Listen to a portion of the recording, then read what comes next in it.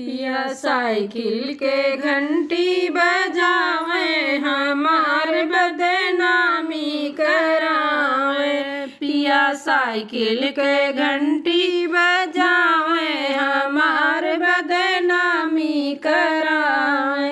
जब मैं रहलूं बाबा जी के कोरवा, जब मैं रहलूं बाबा जी के कोरवा, पिया रोज रोज चिट्ठिया अब जावे हमार बदनामी करावे। पिया रोज रोज नौआ पठावे हमार बदनामी करावे।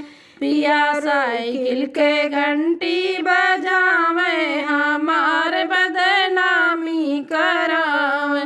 जब मैं रहलूं पापा जी के गोरवा, जब मैं रहलूं पापा जी के गोरवा, पिया रोज रोज चिट्ठिया पठावे हमार बदनामी करावे। पिया रोज रोज चिट्ठिया पठावे हमार बदनामी करावे। पिया साइकिल के घंटी बजावे हमार बदनामी करावे।